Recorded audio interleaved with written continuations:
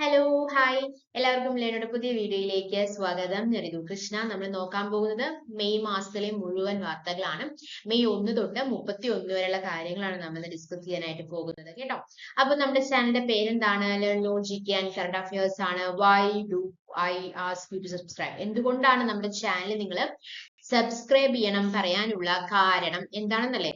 അതായത് നമ്മൾ weekly current affairs upload ചെയ്യാറുണ്ട്, മന്ത്ലി കറണ്ട് അഫയേഴ്സ് അപ്ലോഡ് ചെയ്യാറുണ്ട്. അതുപോലെ തന്നെ ഒരു വർഷം കഴിഞ്ഞ് കഴിഞ്ഞാൽ നമ്മൾ ഇയർലി കറണ്ട് അഫയേഴ്സ് നമ്മുടെ ചാനൽ നമ്മൾ അപ്ലോഡ് ചെയ്യാറുണ്ട് കേട്ടോ. ഓക്കെ, അപ്പൊ നമുക്ക് നോക്കാം. ആദ്യത്തെ ചോദ്യം ഇതാണ്. The 2026 winter Olympics were hosted by which country? ഏത് രാജ്യത്താണ് വിന്റർ ഒളിമ്പിക്സ് നടന്നത്? ഓപ്ഷൻസ് ഉണ്ട്.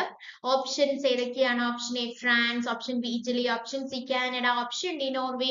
The right answer is option ഏതാണ്? The right answer is option B Italy. Okay, the 2026 winter Olympics were held in Milan and Cortina d'Ampezzo, ഇറ്റലിയിൽ വെച്ചിട്ടാണ് നടന്നത്.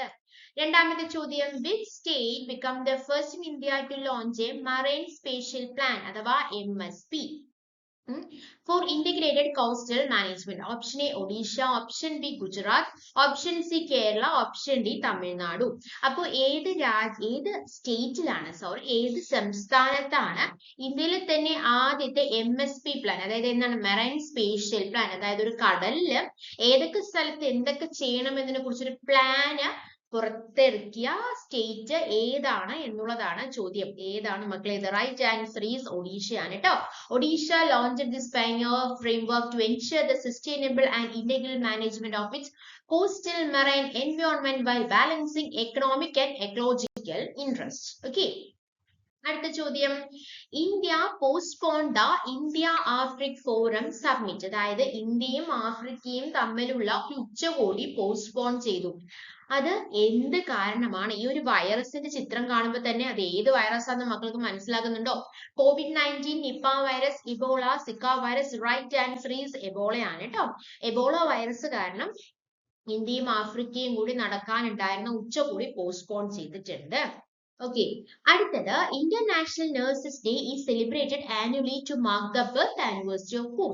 അപ്പൊ ആരുടെ ജന്മദിനത്തിലാണ് ഇന്റർനാഷണൽ നഴ്സസ് ഡേ ആഘോഷിക്കുന്നത്?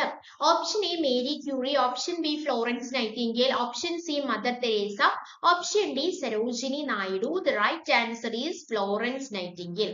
അതായത് മെയ് 12-ാം തീയതിയാണ് എന്ത് ഇന്റർനാഷണൽ നഴ്സസ് ഡേ ആഘോഷിക്കുന്നത്. അന്ന് ആരുടെ ബർത്ത്ഡേറ്റ് ആണ്? ഫ്ലോറൻസ് നൈറ്റിംഗേലിന്റെ ബർത്ത്ഡേറ്റ് ആണ്. അതായത് പണ്ട് കാലത്തെല്ലാം ഈ നേഴ്സ് ആവുക അല്ലെങ്കിൽ ഡോക്ടർ, നേഴ്സ് എന്നുള്ള കൺസെപ്റ്റേ ഉണ്ടായിരുന്നില്ല. മെയിൽ നേഴ്സ് മാത്രമേ ഉണ്ടായിരുന്നുള്ളൂ, ഫീമെയിൽ കാറ്റഗറിക്ക് ഉണ്ടായിരുന്നില്ല. കാര്യം നേഴ്സ് എന്നുള്ള ജോബ് ഒരു എന്താ പറയാ ജെൻഡർ ജോബാണ്, അതായത് പുരുഷന്മാർക്ക് മാത്രം സാധിക്കുന്ന ഒരു ജോബാണ് എന്നുള്ളൊരു കാഴ്ചപ്പാടാണ് വളരെ പണ്ട്, അതായത് ഫ്ലോറൻസ് നൈറ്റിംഗേലിന് മുന്നേ ഉണ്ടായിരുന്നത്. എന്നാൽ ഫ്ലോറൻസ് നൈറ്റിംഗേൽ വന്നതിന് ശേഷം അതെന്തായിരുന്നു? It's a stepping stone to the modern nursing. അപ്പൊ പുതിയൊരു നഴ്സിംഗിലേക്ക് ഒരു വെളിച്ചം പകർന്ന ധീരയായ വനിതയാണ് ഫ്ലോറൻസ് നൈറ്റിംഗേൽ. ഫ്ലോറൻസ് നൈറ്റിംഗേലിന്റെ ജന്മദിനമാണ് മെയ് 12. അന്നാണ് ഇന്റർനാഷണൽ നഴ്സസ് ഡേ ആഘോഷിക്കുന്നത്. ഓക്കെ, അടുത്ത ചോദ്യത്തിലേക്ക് കിടക്കാം. അഞ്ചാമത്തെ ചോദ്യം, international labour day is also known as May day. എന്നാണത്? മെയ് 1-ാം തീയതിയാണ് അല്ലെ ഇന്റർനാഷണൽ ലേബർ ഡേ എന്ന് പറയുന്നത്. മെയ് 1-ാം തീയതിയാണ്. അപ്പോ എന്തുകൊണ്ടാണെന്ന് അറിയോ ഈ മെയ് ദിനം ആഘോഷിക്കാനുള്ള കാരണം എന്താന്ന് വെച്ച് കഴിഞ്ഞാൽ, പണ്ട് കാലങ്ങളിലെല്ലാം, അതായത് ഈ മെയ് ദിനം ആഘോഷിക്കുന്നതിന് മുന്നേ 1947 അല്ലെങ്കിൽ 60-കൾക്കൊക്കെ മുന്നേ എന്താന്ന് വെച്ച് കഴിഞ്ഞാൽ ഒരു ജോലി സമയം എന്ന് പറയുന്നത് 12 മണിക്കൂറും 14 മണിക്കൂറൊക്കെ ആയിരുന്നു. ജോലി സമയം കൂട്ടുകയും അതുപോലെ തന്നെ സാലറി സ്കെയിൽ കുറഞ്ഞു വരുന്ന ഒരു അവസ്ഥയായത് കാരണം എല്ലാ തൊഴിലാളികളും കൂടി ഈ ജോലി സമയം എന്ന് പറയുന്നത് 8 മണിക്കൂറാക്കണം എന്നുള്ള ഒരു ഉദ്ദേശത്തോടെ സമരം ചെയ്തു. അങ്ങനെ ആ ഒരു സമരം വിജയിക്കുകയും ജോലി സമയം 8 മണിക്കൂറാക്കി അല്ലെ. അതുകൊണ്ട് തന്നെയാണ് മെയ് 1 അതങ്ങനെ ഡിക്ലെയർ ചെയ്ത ഡേ ആണ് മെയ് 1 എന്ന് പറയുന്നത്. അതുകൊണ്ട് തന്നെ ഇന്റർനാഷണൽ ലേബർ ഡേ മെയ് 1-ാം തീയതിയാണ്. ഓക്കെ, അടുത്തത്, which organization established the International Day of Families observed annually on May 15? അപ്പോൾ മെയ് 15-ന് എന്താന്ന് മനസ്സിലായല്ലോ? ഇന്റർനാഷണൽ ഡേ ഓഫ് ഫാമിലീസ് ആണ് ഇന്ന് മെയ് 15-ന്. അത് ഏത് ഓർഗനൈസേഷൻ ആണ് എസ്റ്റാബ്ലിഷ് ചെയ്തത്? ഒരുപാട് അബ്രിവേഷൻസ് കൊടുത്തിട്ടുണ്ട് അല്ലെ. WHO എന്ന് പറഞ്ഞാൽ വേൾഡ് ഹെൽത്ത് ഓർഗനൈസേഷൻ ആണ്. UN യുണൈറ്റഡ് നേഷൻസ് ആണ്. WEF എന്ന് പറയുമ്പോൾ എന്താണ്? വേൾഡ് എക്കണോമിക് ഫോറം ആണ്. യുനെസ്കോ എന്താണ് United Nations educational scientific and cultural organisation ആണ്. സോ ഏത് ഓർഗനൈസേഷൻ ആയിരിക്കും United Nations proclaimed by UN General Assembly in 1993. The International Day of Families recognized the critical role that families and family oriented policies plan development. So International Day of Families എന്ന് പറയുന്നത് May 15-നാണ് കേട്ടോ. അടുത്തത് ഏഴാമത്തെ ചോദ്യം. The national exercise Pragati 2026 was hosted by which organisation? That is right answer is Indian army കേട്ടോ. Indian ആർമിയെ host exercise Pragati. Okay. അടുത്ത ചോദ്യം, എട്ടാമത്തെ ചോദ്യം. LAC നമ്മള് എന്താ പറയാ PSC-യിലൊക്കെ നമ്മൾ പഠിക്കേണ്ടതാണ്. LAC അതുപോലെ തന്നെ LOC ഒക്കെ അല്ലെ. എന്താണ് LAC? Line of actual control ആണ്. അത് ഏതിന്റെ ഇടയിലാണ്? ഇന്ത്യയും അതുപോലെ തന്നെ ഏതിന്റെ ഇടയിലാണ്? നേപ്പാൾ ആണോ? അല്ല. പഠിക്കുന്നവർക്ക് വേഗം ആൻസർ കിട്ടും. പാകിസ്ഥാൻ ആണോ? അല്ല. ബംഗ്ലാദേശ് ആണോ? അല്ല. The right answer is China അല്ലെ. നമുക്ക് നോക്കാം. Right answer is China. Yes, this is lac. Lac എന്ന് പറഞ്ഞാൽ കണ്ടോ, രണ്ടെണ്ണമാണ് ഉള്ളത് കണ്ടോ. ഈ ലൈൻ ഓഫ് ആക്ച്വൽ കൺട്രോളും ഉണ്ട്, ഈ ലൈൻ ഓഫ് കൺട്രോളും ഉണ്ട്. So line of actual controls is lies between എവിടെയാണുള്ളത്? ചൈനയുടെയും ഇന്ത്യയുടെയും ഇടയിലാണ് കേട്ടോ. അപ്പൊ അതിനെ കുറിച്ച് നമുക്ക് നോക്കാം. The difference between LOC and LAC. Teacher, LOC എന്ന് പറഞ്ഞ ലൈൻ ഓഫ് കൺട്രോൾ ആണ്, LAC എന്ന് പറഞ്ഞ ലൈൻ ഓഫ് ആക്ച്വൽ കൺട്രോൾ ആണ് കേട്ടോ. അപ്പോൾ ലൈൻ ഓഫ് ആക്ച്വൽ കൺട്രോൾ നമുക്ക് പറഞ്ഞത്, ലൈൻ ഓഫ് കൺട്രോൾ എപ്പോഴാണ്? ഇന്ത്യയുടെയും പാകിസ്ഥാന്റെയും ഇടയിലാണ്. ലൈൻ ഓഫ് ആക്ച്വൽ കൺട്രോൾ ഇന്ത്യയുടെയും ചൈനയുടെയും ഇടയിലാണ്. അതിനെന്താ അർത്ഥം? എന്താണ് ഈ ലൈൻ ഓഫ് കൺട്രോൾ കൊണ്ട് ഉദ്ദേശിക്കുന്നത്?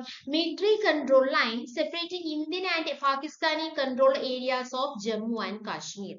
So it is A military control line ആണ്. ഇനി ലാക്ക് എന്ന് പറയുമ്പോൾ de facto border separating Indian and Chinese control territories. ഇതിന്റെ ലെങ്ത് അബൌട്ട് 740 കിലോമീറ്റർ ആണെങ്കിൽ ഇത് എത്രയാണ്? 3488 കിലോമീറ്റർ ആണ് വരുന്നത് കേട്ടോ. ഇത് വന്നത് 1972 സിംല എഗ്രിമെന്റ് വഴിയാണ് LOC വന്നത്. ഓക്കെ. അടുത്ത ചോദ്യം, ഒൻപതാമത്തെ ചോദ്യം. The United Nations headquarters is situated in എവിടെയാണുള്ളത്? ന്യൂയോർക്കിലാണ് കേട്ടോ. ന്യൂയോർക്കിലാണ് യുഎന്റെ ഹെഡ്ക്വാർട്ടേഴ്സ് ഉള്ളത്. എവിടെയാണ്? ന്യൂയോർക്കിലാണ്. അടുത്തത്, which Indian state shares the longest international border with Bangladesh? Right answer is West Bengal. അപ്പോൾ ഏത് സ്റ്റേറ്റ് ആണ് ഏറ്റവും കൂടുതൽ ബോർഡർ ബംഗ്ലാദേശ് ആയിട്ട് ഷെയർ ചെയ്യുന്ന സ്റ്റേറ്റ് ഏതാണ് എന്നുള്ളതാണ് ചോദ്യം. അത് വെസ്റ്റ് ബംഗാൾ ആണ്. So West Bengal is the right answer. നമ്മൾ 10 ക്വസ്റ്റ്യൻസ് ആണ് ഡിസ്കസ് ചെയ്ത് എടുത്ത കാര്യങ്ങളെല്ലാം നിങ്ങൾക്ക് വളരെ വ്യക്തമായി മനസ്സിലായി അല്ലെങ്കിൽ ഉപകാരപ്പെട്ടു എന്ന് പ്രതീക്ഷിക്കുന്നു. അങ്ങനെ ഉപകാരപ്പെട്ടിട്ടുണ്ടെങ്കിൽ വേഗം വന്നോളൂ, നമ്മുടെ ചാനൽ സബ്സ്ക്രൈബ് ചെയ്യുക, സപ്പോർട്ട് ചെയ്യാം. ഇതുപോലത്തെ വീഡിയോസ് നിങ്ങൾക്ക് വേണമെങ്കിൽ നമ്മൾ weekly current affairs, monthly current affairs, yearly current affairs എല്ലാം നമ്മൾ അപ്ലോഡ് ചെയ്യുന്നതായിരിക്കും. So thanks for your time. And videos വേണമെങ്കിൽ വേഗം സബ്സ്ക്രൈബ് ചെയ്തോളൂ കേട്ടോ. Thank you. ബൈ.